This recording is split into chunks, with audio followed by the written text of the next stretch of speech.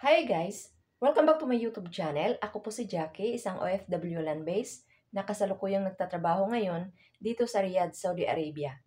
Mag-share na naman ulit ako ng isang topic na maaaring makatulong sa inyo at makakuha kayo ng idea. Lalong-lalo na sa mga first time na gustong magtrabaho dito sa Middle East. Ang topic na i-share ko sa inyo for today's video ay tungkol sa termination. Ito yung kontrata ko dito sa Saudi Arabia. Babasahin ko kung ano ang nakasulat dito sa kontrata tungkol sa termination. Number 18, termination. The domestic worker may immediately terminate the contract for any of the following causes. A. When the domestic worker is maltreated by the domestic employer. B. When the domestic employer violates the terms and conditions of the contract. And C. When the domestic employer commits any of the following acts: deliberate non-payment of salary, physical or sexual molestation, and physical assault. So ito yung mga dahilan, valid na rason na pwede nating sabihin sa agency kapag nakakaranas tayo ng pang-aabuso, minaltrato tayo, hindi tayo binibigyan ng sapat na pagkain, or hindi tayo pinapakain, at kung hindi tayo sinasahuran. So, pwedeng mag-break contract ang isang domestic helper o FW kung mararanasan niya to sa pagtatrabaho niya sa amo. So, ito yung mga valid na rason na pwede nating sabihin sa agency. Kapag nakakaranas tayo ng pang-aabuso, ang unang-una nating kontakin or tawagan yung agency natin. So, dalawa yung agency natin. May agency tayo sa Pilipinas at may agency tayo dito sa ibang bansa. So, legal lahat yan. Umalis tayo ng Pilipinas, legal lahat ang mga dokumento natin. So, kapag naabuso din tayo dito sa ibang bansa, may masusumbungan din tayo or may masasabihan din tayo sa ating mga problema, may mahihingian din tayo ng tulong. Unahin natin kontakin yung agency. So, yun ang dapat natin gawin kapag nakakaranas tayo ng pang-aabuso. May karapatan ang isang OFW land-based na mag-break contract or i-terminate niya yung kontrata kung may experience niya ang mga pang-aabuso, kung walang sahod, kung walang sapat na pagkain, overwork sa trabaho, kung inabuso na tayo ng ating employer. Kasi nakasulat dito, when the domestic employer violates the terms and condition of the contract. So kung hindi niya susundin ang kontrata, kung halimbawa sobra na yung pang-aabuso, so wala na talaga sa tama yung pagtatrabaho, wala na sa tamang oras yung pagtatrabaho natin sa loob ng bahay nila, so pwede tayong mag-break contract. So ito yung nakasulat dito sa kontrata. So i-share ko din sa inyo kung sino ang magbabayad ng ating visa. Dahil sa mga comment na na-receive ko, nabasa ko sa comment section, kaya i-share ko to sa inyo kung ano ang nakasulat sa kontrata tungkol sa ating ikama at visa. So ito yung nakasulat dito. The domestic employer shall pay the cost of domestic workers' residence permit. So, ang magbabayad, ang employer. Magbabayad ng ating ikama, exit, re-entry visa, and the final exit visa, including the renewals and penalties resulting from delays. So, wala tayong babayaran sa ating ikama, sa ating visa, dito sa pagtatrabaho natin sa bahay ng employer natin or dito sa ibang bansa. So, ito yung nakasulat sa kontrata. Kailangan sundin nila kung anong nakasulat dito. So, sila ang magbabayad ng visa natin, ikama, at kung may mga penalties dahil nadidelay sila na magbayad ng ating visa at ikama, wala tayong babayaran. Hindi tayo ang magbabayad, kundi ang employer. So, sagot lahat yan ng employer. Kailangan din ang sahod natin, pag dito tayo sa Saudi Arabia, 1,500 riyal. Nakasulat din yan dito sa kontrata. So, kapag delay yung sahod mo, halimbawa, ilang buwan ng delay yung sahod mo, sabihin mo na sa agency. Huwag kang pumayag na hindi ka sasahuran ng amo mo on time. So, dapat talaga sanayin mo sila or kailangan mong magsabi sa kanila na huwag i-delay yung sahod mo or kailangan on time talaga yung sahod mo. Dahil wala naman tayong extra na income dito sa ibang bansa, kundi ang inaasahan natin yung sahod lang natin. So, yun lang ang ma-share ko sa inyo about sa termination, sa pagbabayad ng visa, at sa ating sahod. Dito yan nakasulat sa kontrata. So, yung day off, hindi talaga nasusunod ang weekly day off natin. May nakalagay dito na mayroon tayong weekly day off.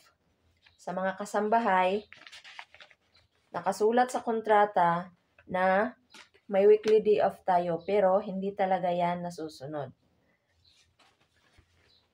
Hindi naman lahat ng employer hindi sumusunod sa kontrata about sa day off, pero karamihan talaga hindi nasusunod ang weekly day off natin, lalo na dito sa Middle East.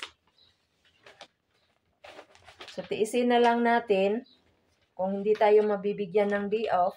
Ang importante, may sahod tayo na 1,500 riyal every month at binibigyan tayo ng pagkain ng ating employer. On time ang sahod natin. Importante lang na may sahod tayo, may pagkain tayo, at pinapakonect tayo sa internet. Yung weekly na day off natin, okay na lang yan kahit hindi masusunod. Share ko din sa inyo ang nakasulat sa kontrata, number 19, Special Provisions.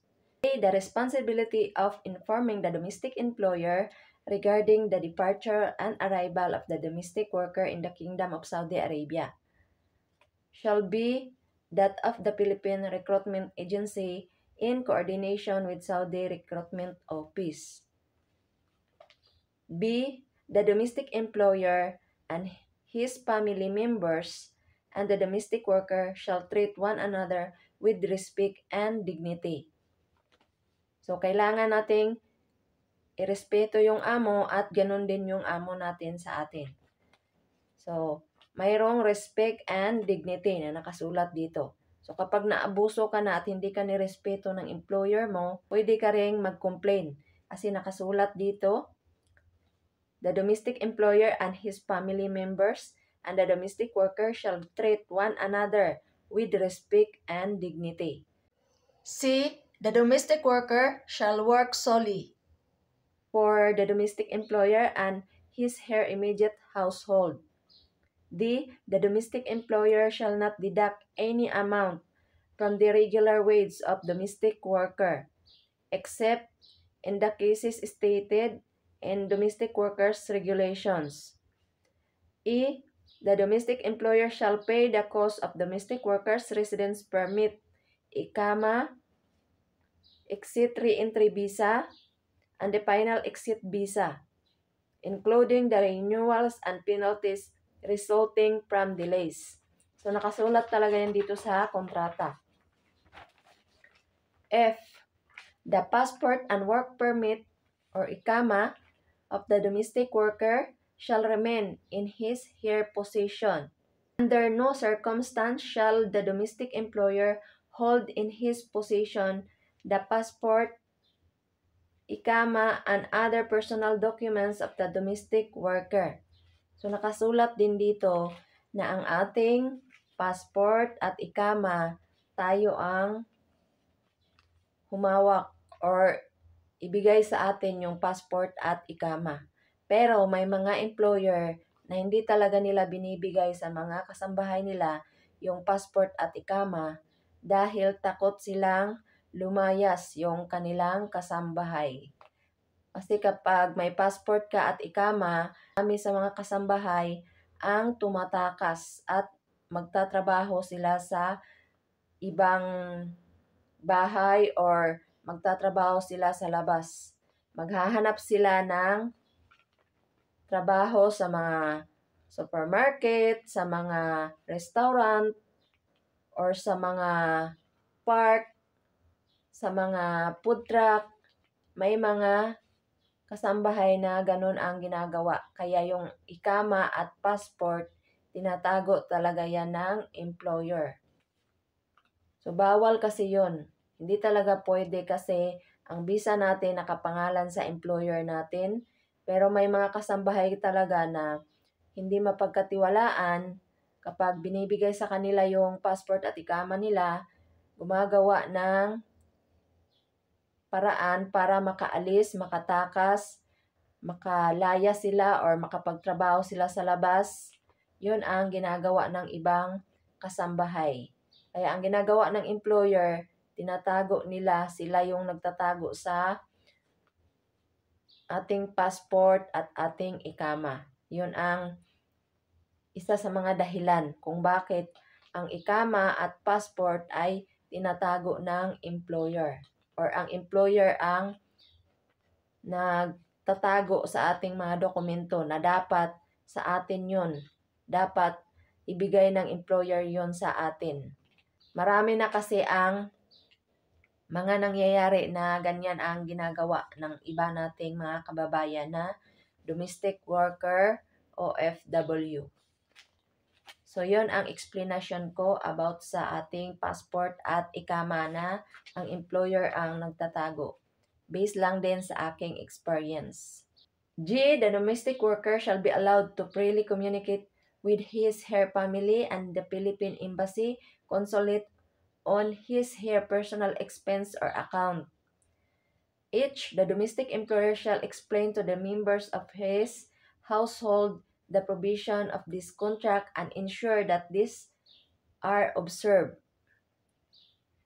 I. In accordance with the laws and regulation of the kingdom protecting human rights and establishing protections against abuse, the domestic employer shall educate himself, herself, the members of his/her family, and the domestic workers in their employ of the rights of domestic workers, including the right to equally non-discrimination and to protection from abuse, and on everyone's obligation to immediately report cases of abuse that come to their knowledge to the competent authorities.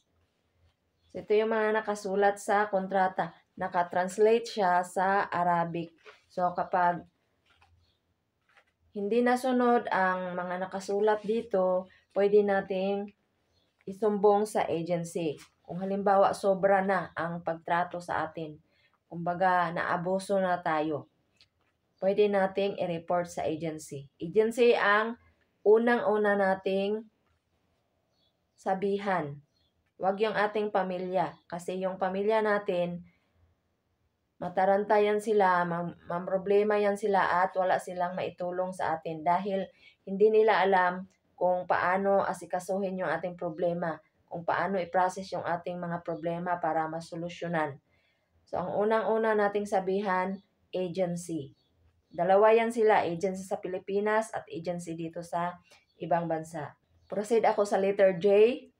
Any provision of this standard employment contract may altered, amended, or substitute through the Saudi-Philippine Joint Technical Working Committee. Okay? Unless otherwise agreed, the domestic worker shall be repatriated at the domestic employer's expense. In the event of war, civil disturbance, or major natural calamity, pandemic, or other analogous circumstances, or in case, the domestic worker suffers from serious illness or work injury medically proven to render him/her incapable of completing the contract. So, ito yung nakasulat sa letter K dito sa kontrata. So, ang nakasulat dito, kung ang domestic worker may serious illness, kumbaga hindi na niya kayang magtrabaho, pwedeng pauwiin sa Pilipinas. At ang gagasto sa pamasahe, ang gagasto sa lahat ng expenses, sagot ng employer. Ito yung nakasulat dito. Kapag hindi na kaya ng isang domestic worker na magtrabaho dahil sa sakit, sa karamdaman niya, or may sugat siya na hindi na niya kayang magtrabaho, pwede siyang pauwiin sa Pilipinas at ang sasagot sa mga gastos, sasagot sa plane ticket, sa lahat ng expenses, sagot ng employer. Ito yung nakasulat dito sa kontrata. L. The domestic worker is entitled to in-service benefit payment, 1 month salary if she consecutively worked for 4 years with the same domestic employer. So, nakasulat din to sa kontrata at yung ibang employer hindi sumusunod sa in-service benefit. Hindi lahat ng employer sumusunod sa in-service benefit. So, yun lang ang mai-share ko sa inyo for today's video. Sana nakatulong ako at may nakuha kayong idea, may natutunan kayo about sa termination, about sa nakasulat sa kontrata. Disclaimer lang guys, hindi po ako expert sa pagbibigay sa inyo or pagsishare sa inyo ng advice. Ang sinishare ko lang sa inyo ay tungkol lang din sa aking experience. Kung ano lang ang na-experience ko sa aking pagtatrabaho dito sa ibang bansa. Ang mga sinishare ko sa inyo ay based lang sa aking experience. Kung nagustuhan nyo ang mga ganitong topics sa mga sinishare ko sa inyo, sa aking mga experience bilang isang OFW land-based, sa pagkuha ko ng financial assistance sa OWA, sa paglulon ko sa PGH, pakipress ang like, at mag-comment lang kayo kung may mga tanong kayo. At pakishare nyo na rin para makatulong ako sa iba. Huwag kalimutang pindutin ang subscribe. Maraming salamat sa inyong suporta. At pakihit na rin ang notification bell para ma-update kayo sa mga video na i-upload ko. Thank you for watching and God bless sa ating lahat.